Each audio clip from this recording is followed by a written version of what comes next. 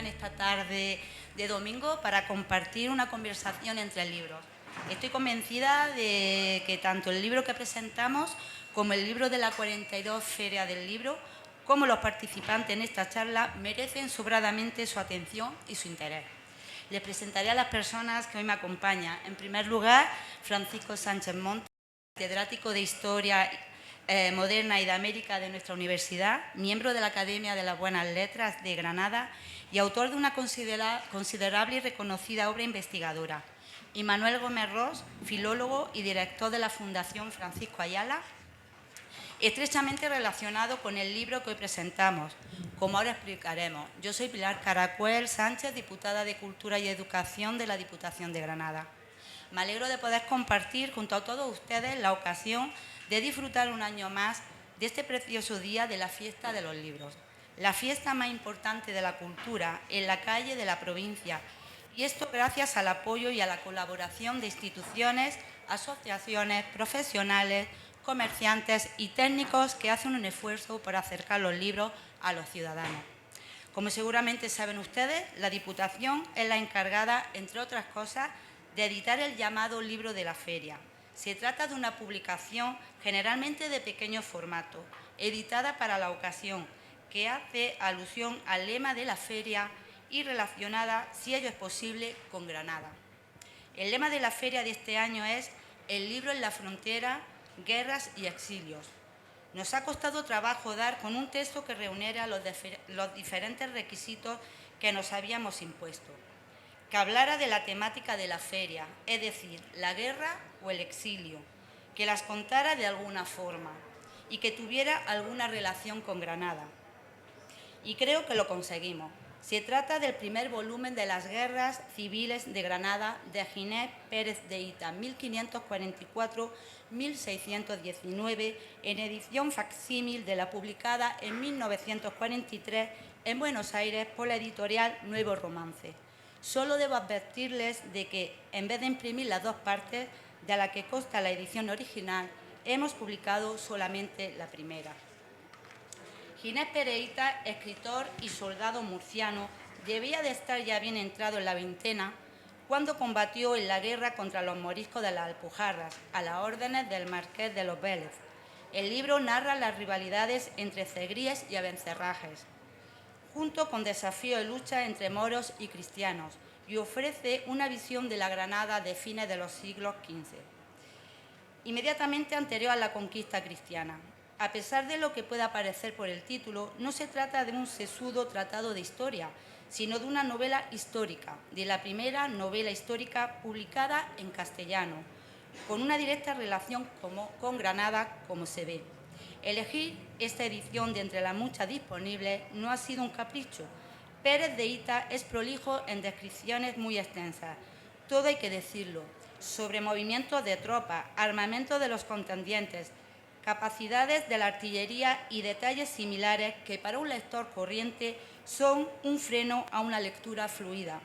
Pero quien preparó esta edición en el año 1943 decidió suprimir estas partes y reemplazarlas por brevísimos y pedagógicos resúmenes explicativos del contenido suprimido. Y fue ni más ni menos Francisco Ayala quien preparó esta edición. Por ello nos acompaña hoy el director de la Fundación Ayala, Manuel Gómez Ros. Quiero aprovechar la ocasión para agradecer a la Fundación y a la persona de Caroline Richmond de Ayala la ayuda prestada para la reproducción del original y sobre todo por habernos puesto sobre la pista de este título. Les recuerdo que el libro de la feria es gratuito. Basta con adquirir un libro en cualquier caseta de la feria y presentar el ticket de compra en la caseta de la Diputación o en la de la organización y solicitarlo. Nuestra intención es que un año más este libro siga siendo objeto de deseo de los coleccionistas, que los hay.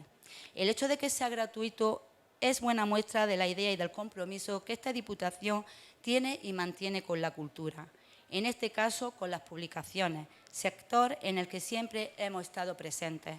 Los libros como vehículo de una cultura que hay que acercar todo lo posible a las personas, porque personas más cultas son personas más críticas y, en definitiva, personas más libres.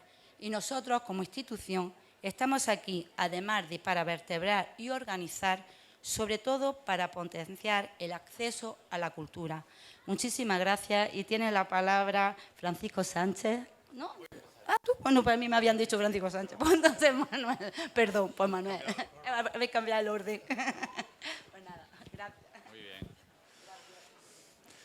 Muchas gracias, Pilar, por la presentación y gracias a todos los presentes y a las instituciones organizadoras, porque precisamente estábamos comentando en la puerta la oportunidad, el acierto que representa la elección de este libro como libro de la feria, en relación con los temas que se proponen que sean los protagonistas de esta Feria del Libro de Granada, ¿no? De la 42 edición de la Feria del Libro de Granada.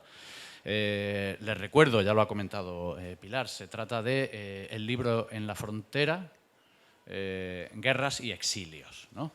Y bien, Guerras civiles de Granada, de Ginés Pérez de Hita, es un libro que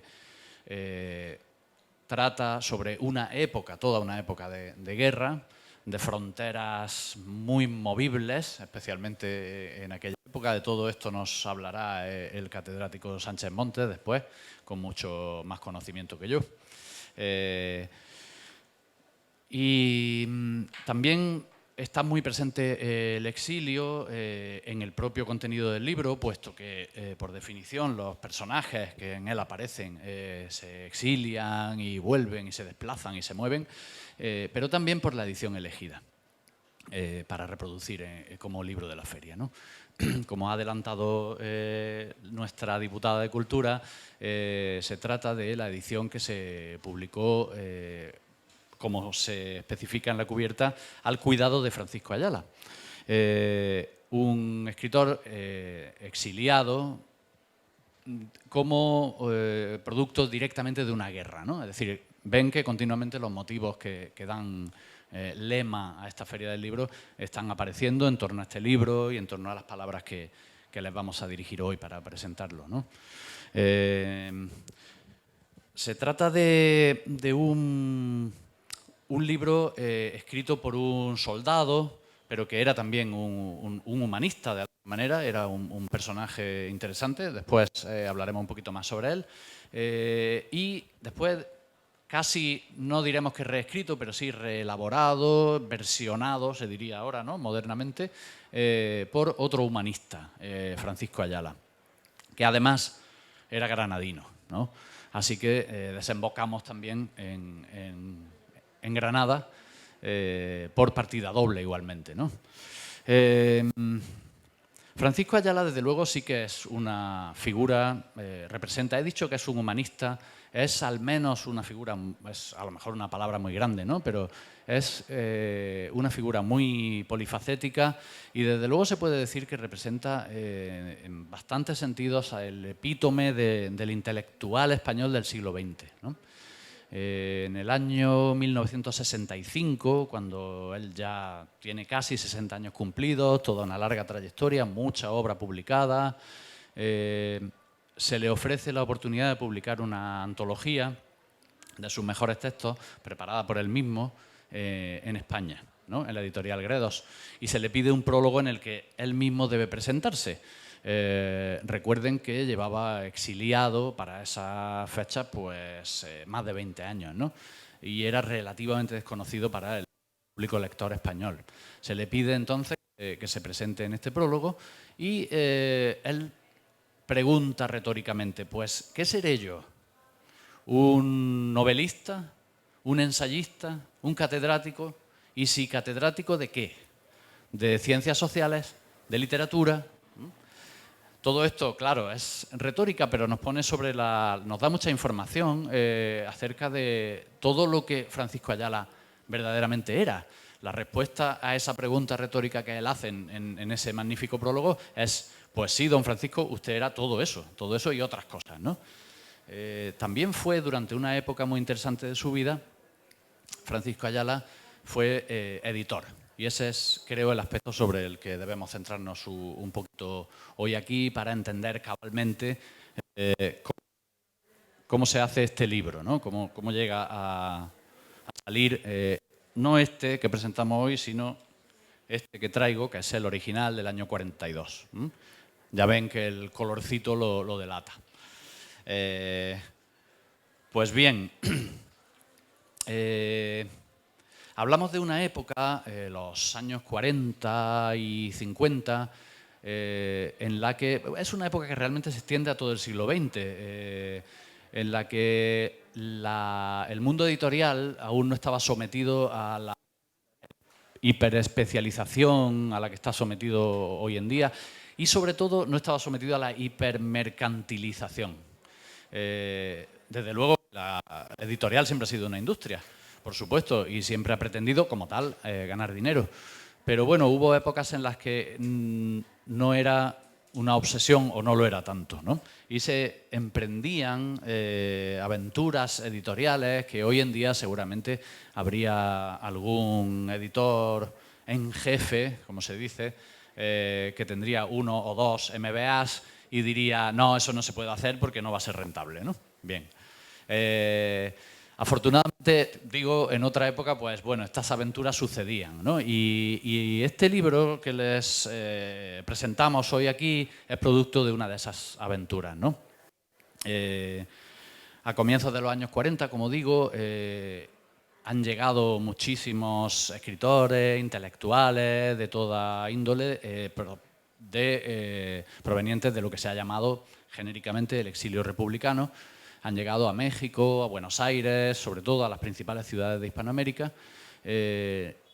Muchos de ellos se dedicaban a la enseñanza en España antes de la guerra, pero al llegar a sus nuevas ciudades de acogida, digamos, pues no hay espacio para todos en esta dedicación y se tienen que ocupar en otros menesteres, ¿no? Lógicamente, pues se tienen que ganar la vida. Y ese es el caso de Francisco Ayala. Como digo, hablamos de Francisco Ayala porque es nuestro protagonista de hoy, pero consideren que es un caso ejemplar en el sentido de que se podría encontrar cualquiera de estos rasgos que voy a enunciar muy brevemente, se podría encontrar en otros muchos personajes muy destacados de la cultura española del siglo XX. Pues bien, en esta época Francisco Ayala se ocupa en traducir libros de las lenguas que conoce, todo del alemán, que lo aprendió en su estancia en Berlín en los años 30, se ocupa en publicar artículos en periódicos, pero como sigue pasando hoy, pues eso no estaba muy bien pagado, y se ocupa en tareas editoriales. Y hay una aventura muy simpática, la de la creación de las ediciones Nuevo Romance, que es la editorial en la que aparece Guerras Civiles de Granada, ¿no? Parece ser que 3 exiliados republicanos, 2 andaluces, Rafael Alberti y Francisco Ayala, un gallego, Rafael Dieste, tenían en proyecto crear una editorial que se iba a llamar, utilizando un acrónimo, sus iniciales, ¿no? Aldia, que hoy en día sería más parecido a un supermercado, pero en ese momento, bueno, pues iba a dar nombre a esa editorial, ¿no? Era Alberti Dieste Ayala, ¿no? Aldia. Y en un momento se incorpora José Venegas a este proyecto y les propone cambiar el nombre, tomando como inspiración el de una antigua revista que había sido también muy, muy exitosa en los círculos intelectuales, y lo llaman Ediciones Nuevo Romance. Consiguen financiación, según cuenta Francisco Ayala en sus memorias. Es un capítulo estupendo que les recomiendo a quien no lo haya leído. Consiguen financiación de un rico industrial argentino que dice, bueno, venga, os presto el dinero y no sé, a ver qué pasa, ¿no? Como digo, eso hoy en día sería impensable. Y entonces sucedió y pasó lo que más o menos tenía que pasar.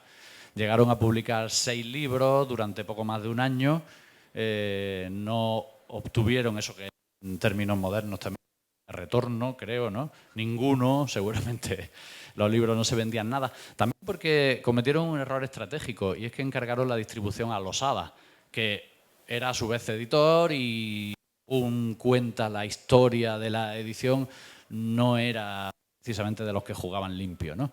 Y entonces, bueno, pues no sería raro que hubiera dificultado la distribución de estos libros, que eran interesantes los libros que fueron apareciendo en esta colección.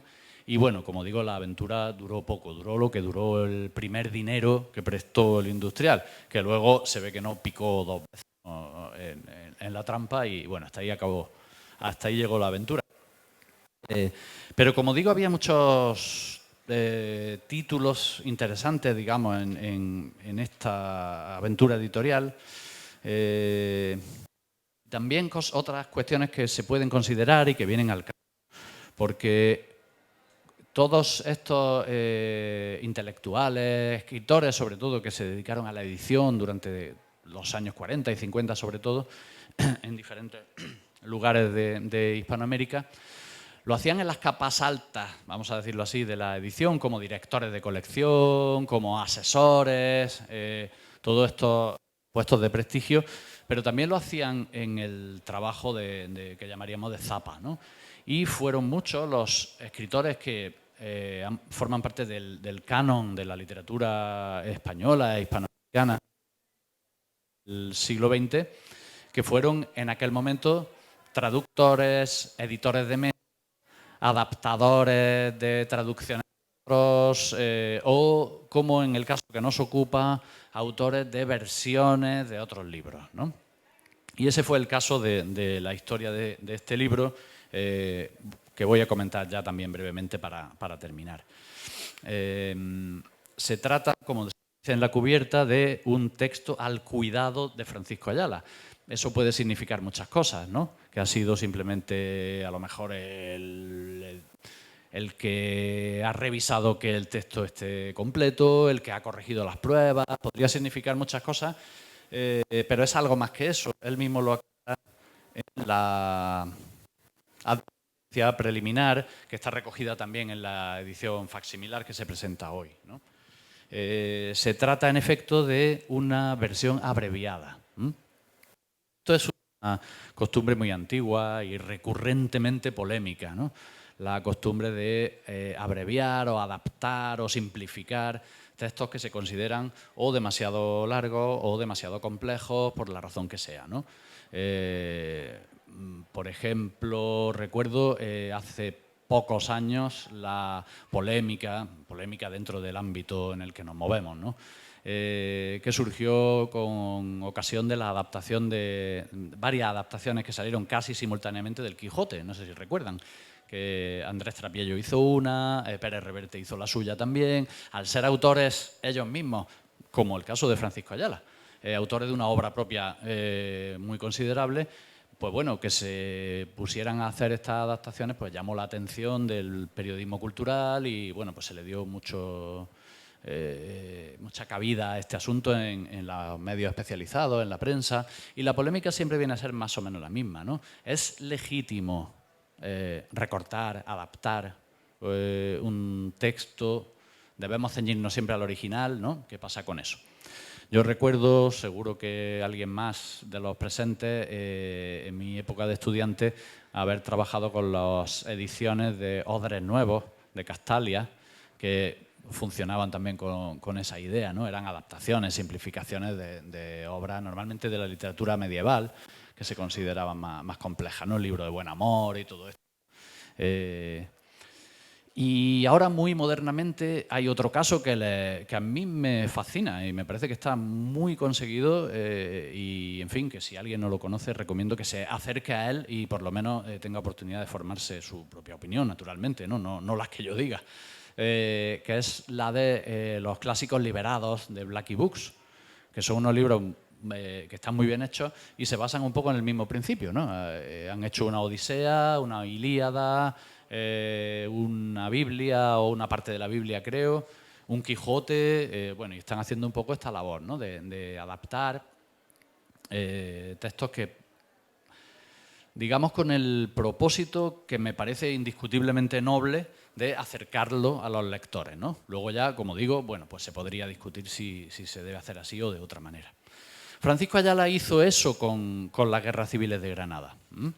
Él mismo dice en la advertencia preliminar, que no lleva firma, pero que muy probablemente es de su autoría, o seguro que es de su autoría, dice que debe ser evitada con escrúpulo toda reelaboración del texto original. Y que, por tanto, no han reelaborado, sino que únicamente han eliminado de la narración aquellos trozos que se han juzgado menos interesantes o que presentan solo un interés técnico. Y dice también que se han sustituido por brevísimas indicaciones intercaladas en tipo más pequeño, cuya finalidad se reduce a unir y que se pueda seguir, digamos, el hilo de la narración.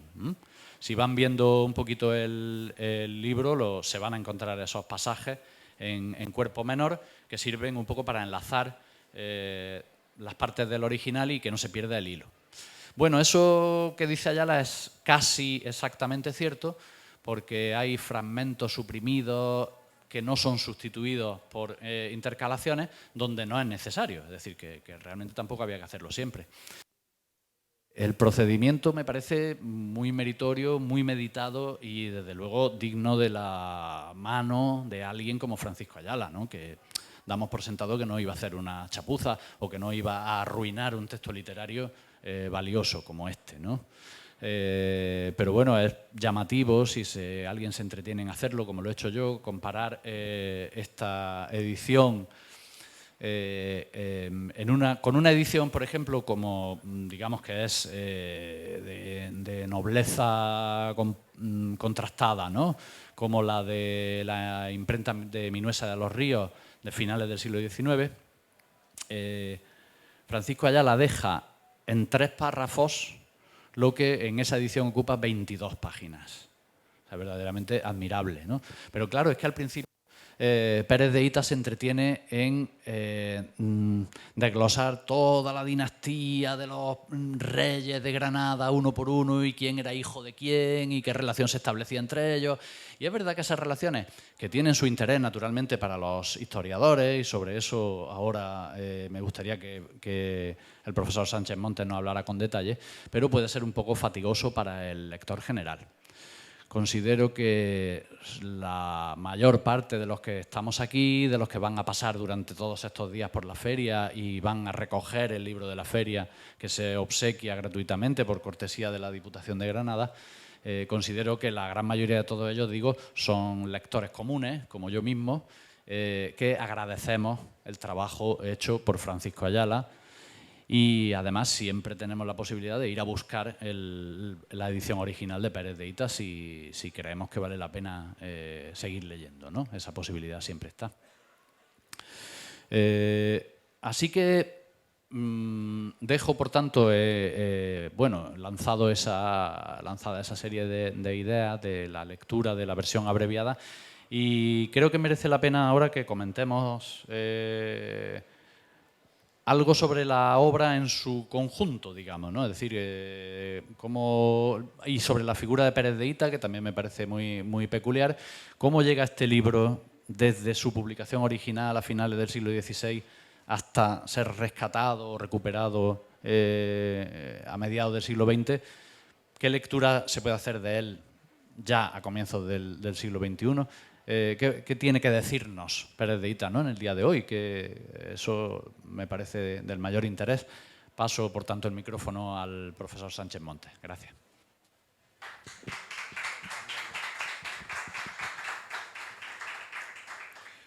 Bueno, buenas tardes.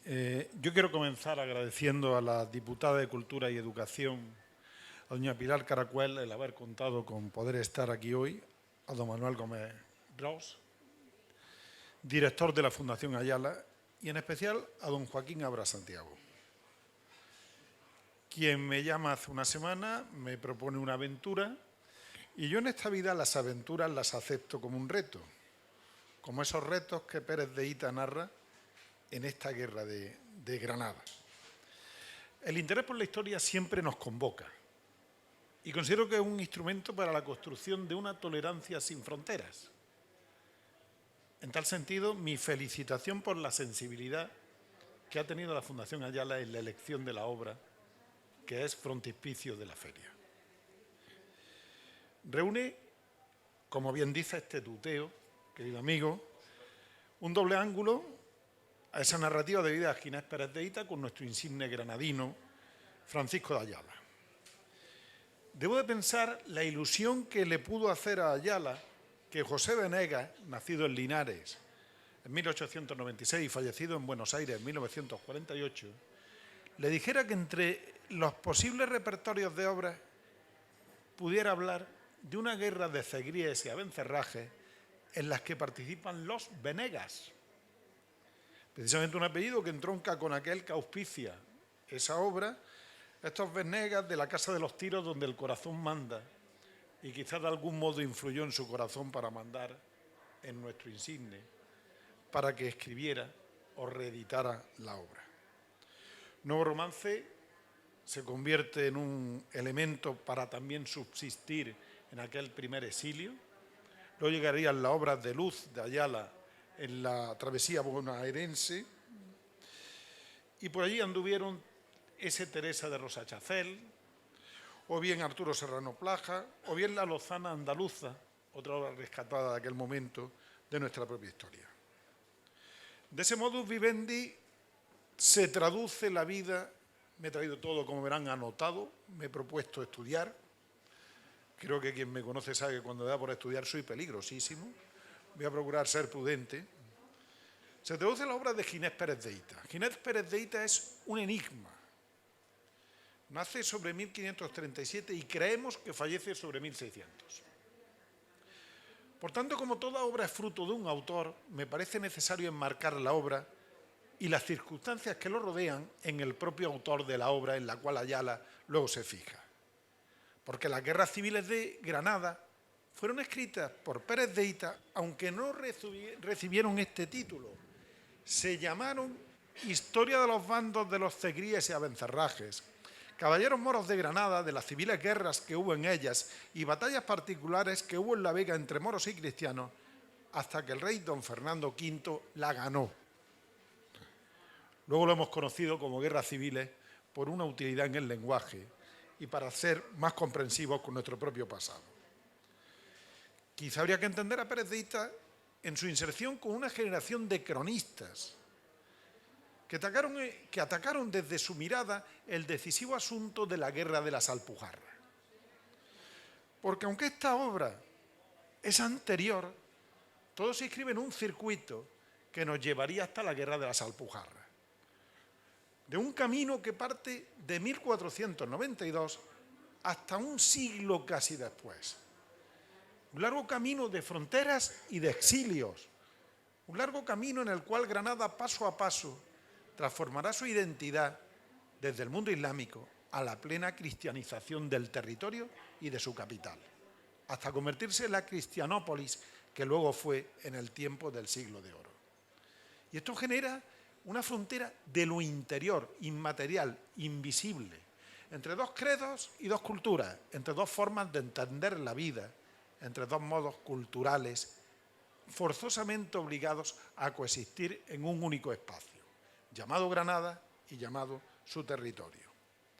A esa generación pertenece Luis Mármol de Carvajal, nacido en 1520, autor de Historia de la rebelión y castigo de los moriscos del Reino de Granada, felizmente reeditada por la colección Archivum de nuestra universidad en una, en mi opinión, magnífica elección, prologada por el profesor Francisco Javier Gallego. Es del año 2013, a la cual les recomiendo su lectura. Este granadino que estuvo 35 años, que anduvo por el norte de África, por el Magreb, preso en Túnez, bueno, que edita por primera vez en 1600 su obra. A esa generación pertenece Diego Hurtado de Mendoza, un cortesano historiador, nacido en 1503 en Granada y fallecido en 1575. Discípulo de Pedro Mártir de Anglería, uno de los grandes humanistas del periodo, quien conocemos que estuvo en Pavía, quien va a afiliarse a las universidades de Bolonia, de Padua, de Roma, embajador en Inglaterra, en Venecia, y alguien que contribuye a la Biblioteca Escurialense, a uno de los focos de la cultura del periodo. Él, como poco, fragua esa biología de las armas con las letras, de los dos instrumentos ideológicos de entonces. Y a esa generación pertenecen otros en los cuales la Guerra de Granada deja una profunda huella, porque la Guerra de Granada habla Calderón en 1659 en su obra Amor después de la muerte, o el Tuzani de las Alpujarras, dedicado a la rebelión, o el prolífero Manuel Fernández y González, que publica una novela de título Los Monfiés en las Alpujarras, en 1859, o recientemente Ildefonso Falcone, ¿por qué no? Estamos en la fiesta del libro, el cual dedicó su novela La mano de Fátima al elemento de la contienda alpujarreña. Un historiador, Pérez de Hita, por su modo de historiar, Pérez de Hita resulta despreciado por diversos compañeros en la profesión. Más aún si lo comparan con los anteriores, con Hurtado de Mendoza y Mármol de Carvajal. Hasta que en 1919, la investigadora Paula Blanchard de Metz reivindicó su obra. Para ella, la preponderancia del elemento histórico va a perder peso ante el hecho novelado, y la fantasía de la obra hace de ella un eje que, en palabras del profesor Alvar, uno de nuestros grandes maestros, la convierte en romancero morisco. En tal punto, nos hallamos ante un romance de frontera, inserto en la intrahistoria de esas dos comunidades que señalaba, enfrentadas, en las que poetiza que tras el odio puede haber un encuentro en el amor, y se nutre de hechos que se ubican en un escenario, el escenario de Granada, salpicado de elementos de intimidad entrañables para los protagonistas. Mientras no se caiga el libro, no hay problema. Se ha dicho, lucha bajo la bandera del Marqués de los Vélez, de don Luis de Fajardo. Él es y alaba al mejor de los guerreros. Él es caballero que pertenece a los llamados pardos, los que en aquella contienda, con su sayal de pardo, eran identificados en la lucha. Se va a retirar con su dueño ante el cerco de Galera de 1570, cuando el Marqués de los Vélez vaya a ser desplazado de la contienda en estas interminables peleas que anduvieron en él contra los desmanes del ejército.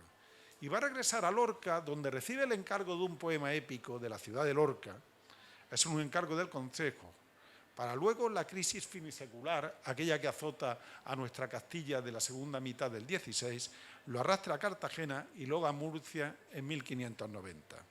Qué pocos fragmentos conocemos seguros de su vida. En 1595 publicará su obra más conocida, esa historia de los bandos, de los cegríes, acaba la obra de los bandos y cegríes. Y de ahí surge esa épica de la guerra de Troya que no llegaría a ver la luz en 1596. Al fallecer Felipe II, con ocasión de un certamen murciano, convocado en alabanza del rey y en sus méritos, participará por última vez Pérez de Hita en la narrativa escrita, con sus versos, pese a un rey al cual él critica por la propia expulsión de los moriscos. Es la paradoja de la novela y el servicio de la pluma puesto al servicio del poder. Hay obras con temas de unión, porque 13 años después verá la luz esa lucha de los abencerrajes y de la guerra de los moriscos, que fue publicada en 1619 en Cuenca.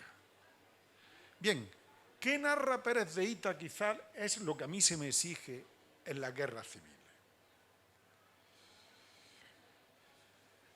Si siguiéramos a Ayala y su inteligente descripción de la obra, cuando él desbroza esos pasajes farragosos, deberíamos de entender que el libro queda más ligero para su comprensión y que lo mejor que podemos hacer es leer las 123 páginas que forman el texto que hoy ve la luz. El escenario es Granada, la ciudad, su tiempo y el final del Emirato nazarí. Pérez de Hita demuestra conocer y pisar seguro ese lugar del cual nos narra. Para su inspiración, la segunda parte se sirve de autores como Juan Rufo y la Austriada de 1584. En la primera refleja, como les digo, conocer a Rodrigo Telles Girón y todos los elementos de la corte y las cartas de ida y venida de la administración de Fernando e Isabel. Conoce la crónica de los muy altos y esclarecidos reyes católicos de Hernando Pérez del Pulgar, al cual en un momento determinado traslada un párrafo completo de modo deslizado en la obra. Es conocedor de elementos y paisajes de todo signo. Y su otra fuente de conocimiento directo va a ser la transmisión oral, porque es seguro que él habló con los que ya fueron mudéjares y luego moriscos y con aquellos personajes que procedían de Granada. Su estructura comienza con la fundación mítica de la Gárnata por Hispán. Esta idea de la Ilíberis, esta idea del elogio a Granada con un marco previo, la ciudad de los dos ríos y Sierra Nevada. Siempre olvidamos que tenemos un tercer río llamado Beiro, que queda en el anonimato. Esa sierra, ese río, esos dos ríos, que son la réplica a lo que luego va a escribir Bermúdez de Pedraza y otros autores en su elogio a Granada. Y recorre Granada. Nos habla de la puerta de Bib Almanzat o la Bat Almanzat o del Corro, situada hoy en la Puerta de la Trinidad como ubicación, obviamente de la Puerta de Elvira o Entrada de Reyes, del castillo de Ibatauín, tan próximo a donde estamos, morada de Mohammad del Zegrí, de la Alhambra y su Torre de Comares, donde fuera prisión de la reina, luego veremos qué sucede con la reina, donde sostiene el autor que fue proclamada desde ella el 2 de enero de 1492 la incorporación de Granada a la corona de Castilla y señala Ita, viva el rey don Fernando, por él y por la reina Isabel su mujer, casi un grito similar al de hoy la fiesta de la toma, de la Vega, de la Huerta, de los Cármenes, de los jardines que parecían un paraíso terrenal, se está adelantando a Soto de Rojas. Cita también a Santa Fe, la ciudad esencial próxima a la Vega, el primitivo campamento del Gozco, a Loja, a la Ama, a las Alpujarras, pero va más allá, llega a Adra y su puerto, a Mostagán o Mostangén en Argelia, y cierra con la entrega de la ciudad en ese 2 de enero de 1492. Ese camino está rodeado por personajes, fundamentalmente los abencerrajes, los alamares y los gomeles, Muley Hacén y su bastardo hijo Muza, el rey chico, Abenamar, con ese poema anónimo del romancero general de 1511 que todos conocemos, Abenamar, Abenamar, modo de la morería el día en que tú naciste, grandes señales había. El romance tiene su peso específico en la obra. O la justicia de los alfaquíes, o del mundo cristiano el sempiterno rey Fernando. Es curioso, vela a la reina Isabel. Solo es citada por 3 veces, pues nosotros sabemos que estamos ante una diarquía en aquella monarquía formada entre Aragón y Castilla. Porque llega a decir que ante Fernando se presentan los caballeros a Benamar en el exilio, sin detenerse hasta llegar a Talavera. Y es curioso el lenguaje. Este Talavera puede ser el cardenal Talavera, más que la ciudad de Talavera.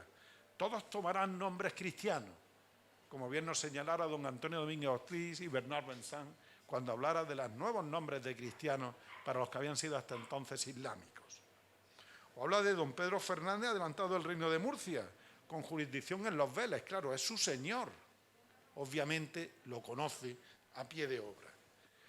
También nos recuerda la vida granadina, la fiesta pública en Vibrambla y su escenario de la Casa de los Miradores, que es castellana, pero que él traslada al mundo islámico. O un festejo celebrado con 24 toros traídos de Ronda. El alancear en el mundo islámico también existía en las fiestas de cañas. Y el juego de la sortija, ese juego de con una lanza ensaltar a una sortija en una justa de caballeros, que era visto desde otros miradores. Él señala los miradores de la Plaza Nueva. Cervantes, en el Coloquio de los Perros, nos dice lo mismo para el año 1613. Nos habla de música, de clarines, de dulzainas, de añalfil, esa trompeta alargada a modo de tuba. Detrás, el relato novelesco. Amoríos de moras y cristianos, entre musulmanes, Fátima, la Zegrí que amaba en secreto a Muza, mientras que él adoraba a Daraxa para sentirse despechada. El lenguaje del pañuelo con la doble F de Fátima, del paje, la entrega de las flores, los celos o el camburclo precioso, ese camburclo que era un modo de joya que era colocado en el pelo. Zaida, obligada a casarse con un caballero de Ronda, de la cual está enamorado Zaide, y también de modo inconfeso su amigo Tarfe. Todos son triángulos de amor, ideas en una dialéctica de romance interno. Y los incesantes retos del honor entre granadinos y cristianos. En el techo de la Sala de los Reyes del Palacio Mohammad V tenemos esos retos establecidos en una pintura única de procedencia italianizante. La defensa del honor, del linaje y la fama. No pudo ser considerado historiador, quizá, y sin embargo también lo es, porque habla de las escaramuzas, como la primera de Rodrigo Telles de Girón en La Vega, con la cual, en mi opinión, abre la obra, aunque no se cite, y que a mí me recuerda a la batalla de Higueruela, de ese 1 de julio de 1431, la cual es reflejada en el tapiz escurialense, en la cual participa el condestable don Álvaro de Luna. O la captura de Boabdil por Alonso de Aguilar, al cual él habla Alonso de Aguilar, no es Alonso de Aguilar, pero sabe que es de la casa de los Córdoba.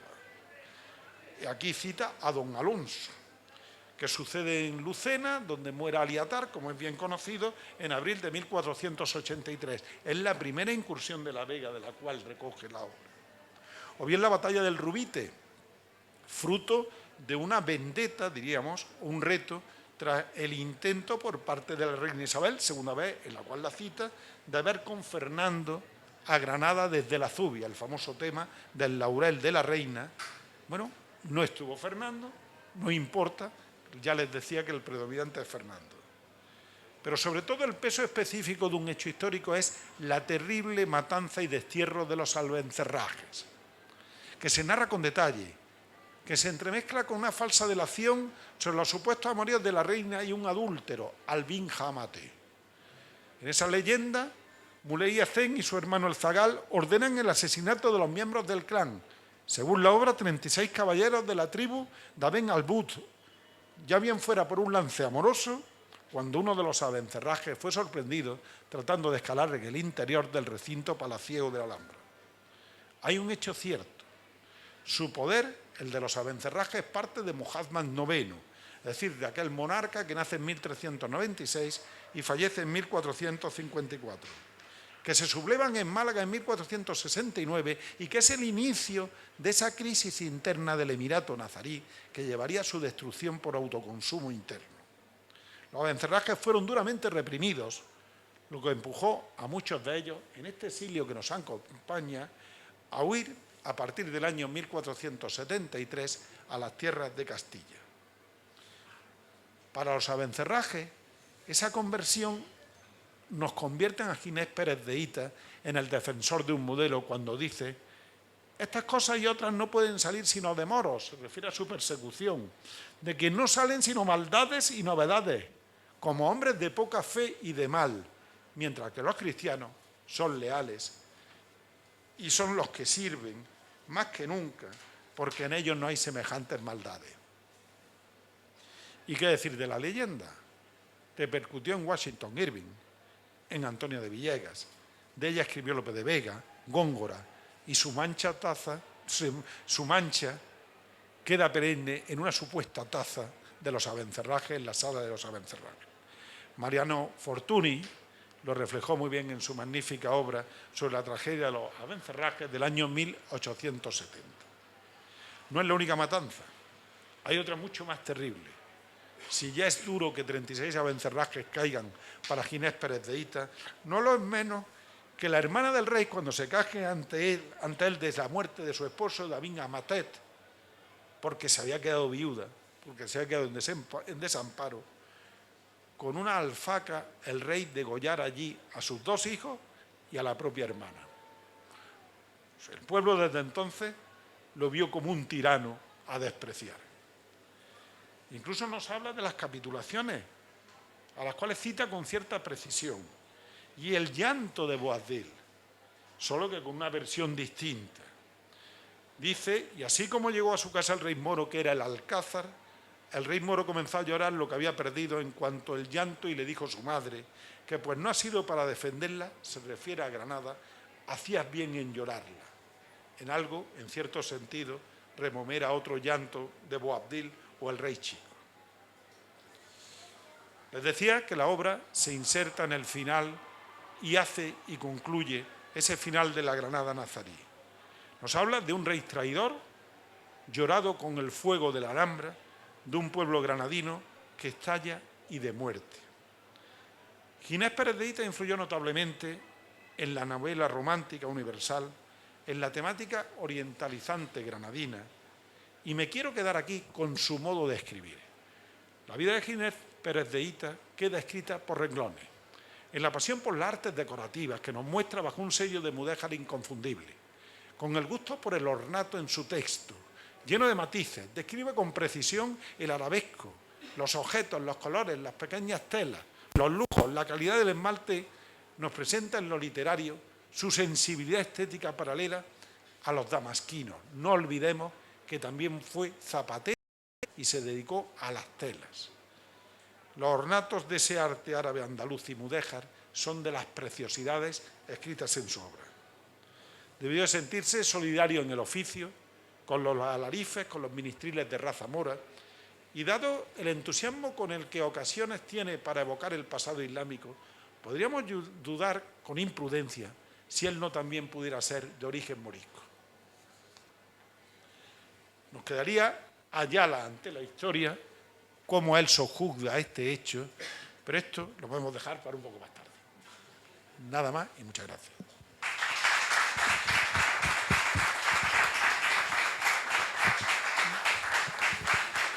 Pues muchísimas gracias por esta magnífica exposición a ambos.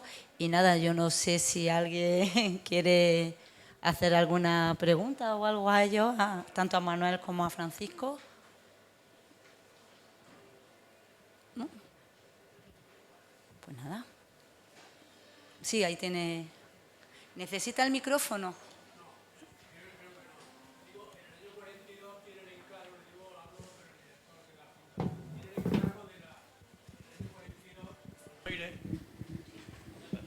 En el año 42, en Buenos Aires, tiene el encargo del libro, ¿no? Entonces, mi pregunta es un poco la operativa, si tenía los originales, cómo lo lleva, y luego desde la perspectiva de un exiliado reciente, cómo aborda un intelectual, un ser humano, el alejamiento de la patria y la generosidad para esto, ¿no? Es doloroso porque vivimos situaciones, la hemos vivido. Esa es la doble pregunta. Y un pequeño homenaje al recibimiento que tuvimos y el recuerdo todavía a Francisco Ayala, a Caroline y al propio Rafael Juárez, que fue director de la fundación y que era de mi pueblo, que es Estepa. Muy bien, muy bien. Pues en primer lugar, gracias por su intervención y me sumo con los ojos cerrados al recuerdo y al homenaje a Rafael Juárez, a quien tanto quisimos. Sobre cómo funcionaba la editorial o esta aventura editorial a las que nos hemos referido de Francisco Ayala, la verdad es que mucho detalle no podría darle. Podemos imaginar más o menos cómo, bueno, pues conseguirían los originales probablemente en bibliotecas. Precisamente estamos hablando de que se trata de exiliados que se fueron como tales. Se fueron con lo opuesto, ¿no? Francisco Ayala, como otros exiliados, y hay casos muy conocidos, perdió varias bibliotecas a lo largo de su vida. Una de ellas, de las principales, digamos, la que tuvo que dejar en su casa en Madrid cuando salió, primero a Valencia, luego en diferentes lugares y finalmente por vía París acabó en Hispanoamérica, ¿no? Perdió su biblioteca, como tantos otros digo, y supongo que los originales los conseguirían entre unos y otros, acudiendo a las bibliotecas. Siempre habría también buenas bibliotecas de los escritores amigos que vivían en Buenos Aires, ¿no? Todo el Francisco Ayala y el resto de los exiliados, la mayor parte de ellos, se relacionaron, por ejemplo, allí con el círculo de la revista Sur, de Victoria Ocampo, Jorge Luis Borges, y bueno, son gente que por descontado que tendría bibliotecas magníficas. Ahí podrían conseguir el libro y luego pues trabajar sobre él como se trabajaba entonces, ¿no? Sin ordenador. Y respecto a si le pudo remover, ¿no? Si entiendo bien la observación que usted hace, que es muy interesante también, si le pudo remover algo en su interior el hecho de dedicarse durante el tiempo que fuera a rehacer, a recortar una versión de un texto que habla sobre Granada, aunque aquella Granada no es su Granada, porque bueno, pues la Granada de los Abencerrajes es muy distinta de la Granada de principios del siglo XX, que es la que vivió Francisco Ayala. Pero imagino que sí, claro, cómo no. El exiliado siempre siente de alguna manera que ha perdido su patria y en esa medida exiliado. Aunque aquí quizá convenga introducir el matiz de que Francisco Ayala fue siempre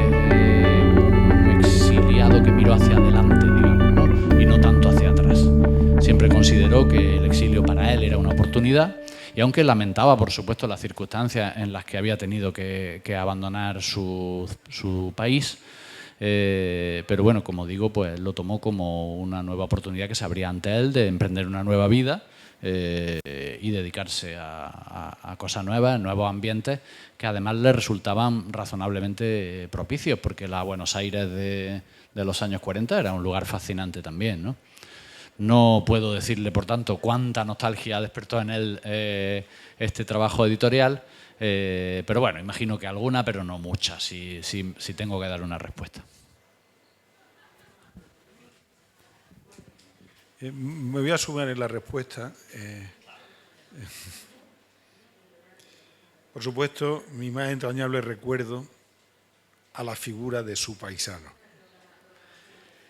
En Relatos Granadinos, Ayala, me refiero a la edición de Juan Paredes Núñez del año 1990, cuando él nos cuenta aquello de yo nací el 16 de marzo de 1606 en la calle San Agustín, cuenta en pasajes y párrafos algunos hechos de su pasado que van a enlazar con lo que para mí es mi impresión al editar esta obra. De un lado habla de la festividad de la toma de Granada. En un pequeño relato habla de la glorificación del pasado frente a la adversidad del exilio, prácticamente son sus palabras, y del despego y nostalgia que compone mi actitud ante la ciudad de Granada.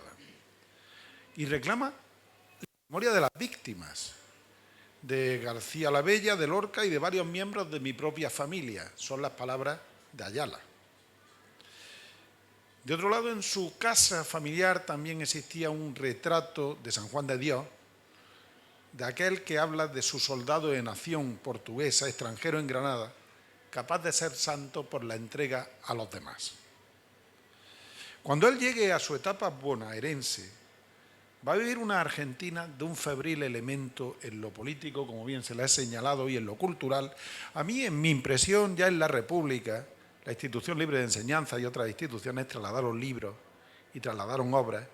No olvidemos que Federico anduvo también por Argentina y hubo una serie de contactos culturales y, ¿por qué no?, en algún papel suelto pudo existir alguna otra obra de interés histórico. Ese exilio que él nos narra con la obra puede ser de nuevo evocando al pasado el lusitano San Juan de Dios y su vocación de santo. Conversión, locura, resignación, caridad, e introduce esos rencores de una familia que no cedía en Granada, a los Gomeles y a los Cegríes, a esas peleas familiares que incluso él vivió en su propia familia, y a aquellos nobles abencerrajes que tuvieron que abandonar su tierra. No sé si me explico en el paralelismo de ese símil. O su saber en la historia tiene otra relación con El Hechizado, publicada en Argentina en 1944, donde habla del indio González Lobo. González Lobo, que llega en 1679 en una flota cargada de oro y que se retira a Mérida, donde tenía una casa con su hermano y padre, y ficciona un manuscrito que atribuye a Lobo pródigo en datos de quien vuelve de las Indias, cargado de tesoros.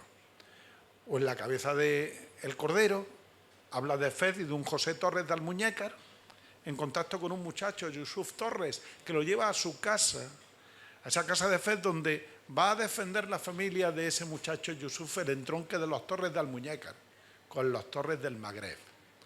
Y los identifica con los cuadros, con las efigies, con la sangre y el exilio del pueblo de los moriscos. Por tanto, creo que hay un vínculo en su sensibilidad. Como también estoy de acuerdo en que siempre miró hacia adelante, no olvidando que historia es magistra evite, memoria del pasado. Curiosamente, en su propio final, en una de sus últimas lecciones, luego vinieron su publicación sobre las campanas de Huesca y otras, sobre el propio San Juan de Dios, su modo de pensar España, como le digo, tuvo su relación en la España de la Contrarreforma, en las lecciones que Francisco Ayala pronuncia en el final de su vida sobre la imagen de España, la tiene publicada en Alianza Editorial en el año 1986. Fueron una serie de conferencias dictadas en Nueva York, en un Nueva York que estaba celebrando el honoris causa a su majestad Juan Carlos I. Y se le pide que intervenga. Ahí nos muestra que conoce a Carlos V, a la tolerancia erasmista que Carlos V aprendió en su juventud. reniega, bueno, ese Carlos V e incluso conoce a Alfonso Valdés y el papel en Isacco di Roma, y el viraje copernicano que supuso Felipe II con la radicalidad del Concilio de Trento. Le habla a los estudiantes de Utrecht, de las Cortes de Cádiz, les suministró bibliografía sobre la historia y les hizo ver cómo el pasado no te puede hacer perder, pese al exilio, la identidad de pertenecer a España.